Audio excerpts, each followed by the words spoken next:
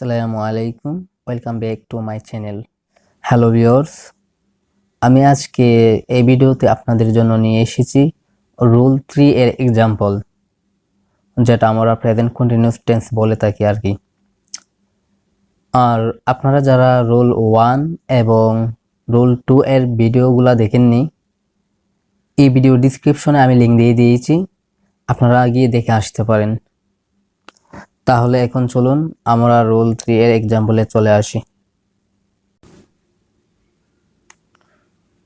Rule 3 হলো বর্তমান চলমান বাংলা বাক্যের শেষে তেসি, তেসো, তেসেন উল্লেখ থাকবে। অর্থাৎ আমরা যে কথাবার্তা বলি দৈনন্দিন প্রতিদিন, এটাকেই প্রেজেন্ট কন্টিনিউয়াস টেন্স বলা হয়।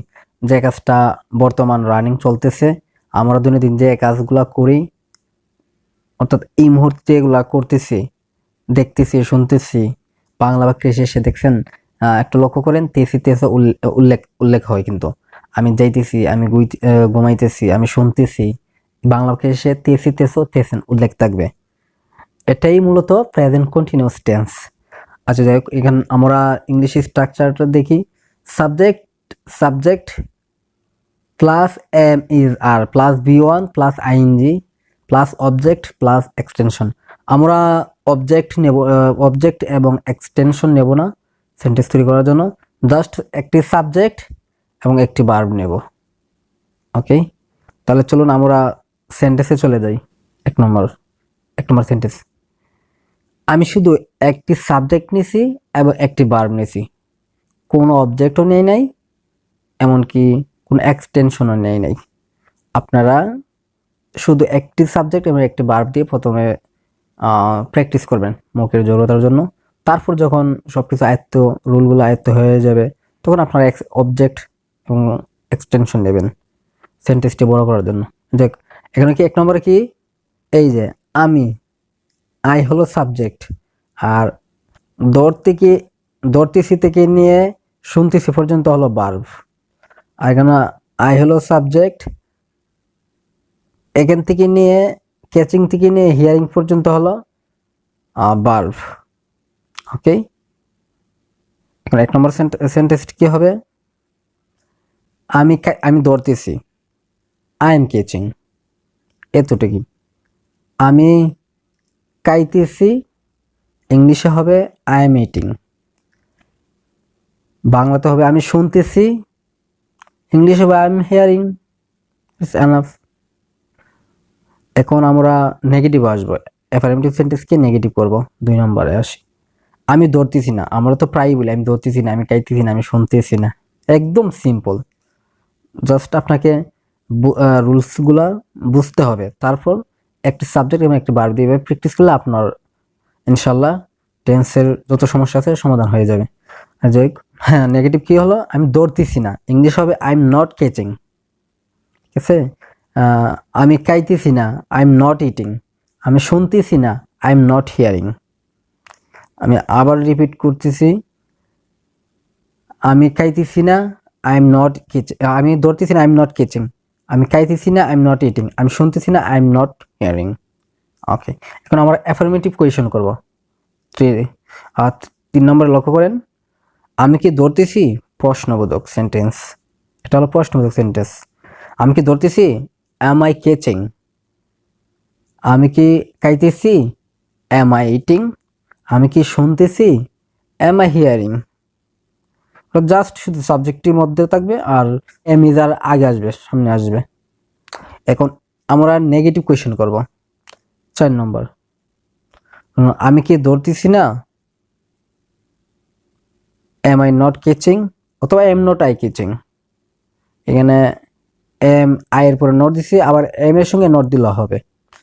আমি কি খাইতেছি না, এম আই নট ইটিং। আমি কি শুনতেছি না, এম আই নট হিয়ারিং, অথবা এম নট আই হিয়ারিং। ঠিক আছে, এখন আমরা আরেকটা এক্সাম্পলে চলে আসি। সেম ভাবে আমরা এখানে কয়টা ভার্ব নিয়েছি, 1 2 3, 3টি ভার্ব নিয়েছি। আপনি দেখতেছেন, জাস্ট শুধু সাবজেক্টটা চেঞ্জ করছি আর ভার্বটি চেঞ্জ করছি, ইউ ক্ষেত্রে হবে। আর আপনি দেখতেছেন, ইউ আর সিং। আপনি হাঁটতেছেন, ইউ আর ওয়াকিং। আপনি বিক্রি করতেছেন, ইউ আর সেলিং। ওকে, এখন আমরা নেগেটিভ করবো আবার সেম ভাবে, উপর যেভাবে করছি এইভাবে, আর এর সাথে নট লাগবে। আপনি দেখছেন না অথবা দেখতেছেন না, ইউ আর নট সিং। আপনি হাঁটতেছেন না, ইউ আর নট ওয়াকিং। আপনি বিক্রি করতেছেন না, ইউ আর নট সেলিং। এখন আমরা 3 নম্বরে চলে আসি, ঠিক অ্যাফার্মেটিভ কোয়েশ্চন আবার। আপনি কি দেখতেছেন, আর ইউ সিং। আপনি কি দেখতেছেন, আর ইউ সিং। আপনি কি হাঁটতেছেন, আর ইউ ওয়াকিং। আপনি কি বিক্রি করতেছেন, আর ইউ সেলিং। ঠিক আছে, নেগেটিভ কোয়েশ্চন আবার চলে আসে 4 নম্বরে।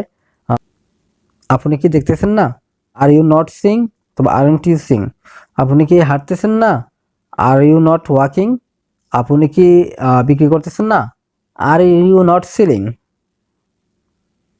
এইভাবে আপনারা শুধু একটি সাবজেক্ট এবং একটি ভার্ব দিয়ে অ্যাফার্মেটিভ সেন্টেন্সকে নেগেটিভ করবেন না, তারপর আবার অ্যাফার্মেটিভ কোয়েশ্চেন করবেন, আবার নেগেটিভ কোয়েশ্চেন করবেন। এখন আমরা ডবলিশ কোয়েশ্চেন দিয়ে সেন্টেন্স 1 থেকে 20টা সেন্টেন্স তৈরি করব, শুধু একটি সাবজেক্ট এবং একটি ভার্ব নিয়ে। লক্ষ্য করেন 1 নম্বর সেন্টেন্স, সে হাঁটতেছে, হি ইজ ওয়াকিং। হ্যাঁ না? হ্যাঁ, এখানে লক্ষ্য করেন, সরি আপনাদেরকে আগেই প্রথমেই বলতে ভুলে গিয়েছিলাম। দেখেন আমি যে ভার্বগুলো আপনাদের জন্য নিয়েছি, শুধু এই ভার্বগুলো নিয়েছি। ক্যাচ, কট কট, দেখা, see saw seen, hear heard heard, walk হাঁটা, তারপর ইট খাওয়া, ইট অ্যাট ইটেন। এই ভার্বের সঙ্গে শুধু আইএনজি যুক্ত করছি, জাস্ট শুধু আইএনজি যুক্ত করছি, প্রেজেন্ট কন্টিনিউয়াস টেন্স হয়ে গেছে।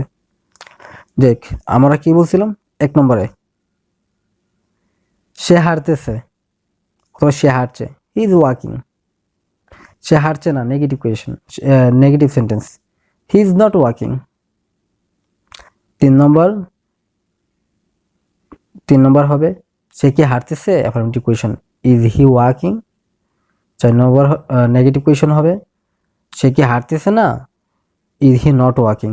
সরি এখানে নট দিতে ভুলে গেছি, এখানে নট হবে, এখানে নট হবে। ঠিক আছে, 2 নম্বরটা দিয়েছি, সে কি হাঁটতেছে না, ইজ হি নট ওয়াকিং, অথবা ইজেন্ট হি ওয়াকিং। সে কি হাঁটতেছে, হোয়াট ইজ হি ওয়াকিং।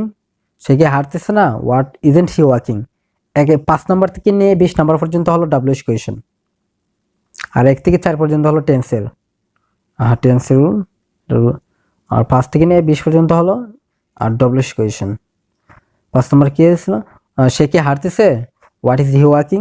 সে কি 6 নম্বর হলো নেগেটিভ হলো, সে কি হাঁটতেছে না, হোয়াট ইজেন্ট হি ওয়াকিং। সে কখন হাঁটতেছে, হোয়েন ইজ হি ওয়াকিং।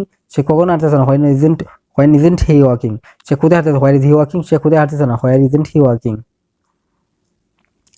11 নম্বর হবে, সে কোন রাস্তায় হাঁটতেছে, which street is he walking. Which plus noun, হুইচের সঙ্গে নাউন হচ্ছে, স্ট্রিট যেহেতু একটা নাউন। সে কোন রাস্তায় হাঁটতেছে না, which street isn't he walking. সে কেন হাঁটতেছে, ওয়াই ইজ হি ওয়াকিং। সে কেন হাঁটতেছে না, ওয়াই ইজেন্ট হি ওয়াকিং। সে কিভাবে হাঁটতেছে, হাউ ইজ হি ওয়াকিং। সে কিভাবে হাঁটতেছে না, হাউ ইজেন্ট হি ওয়াকিং। সে কিভাবে হাঁটছে না, হাউ ইজেন্ট হি ওয়াকিং। হ্যাঁ, 17 নম্বর লক্ষ্য করেন, এই 17 থেকে 18 পর্যন্ত হলো সিঙ্গুলার, সিঙ্গুলার।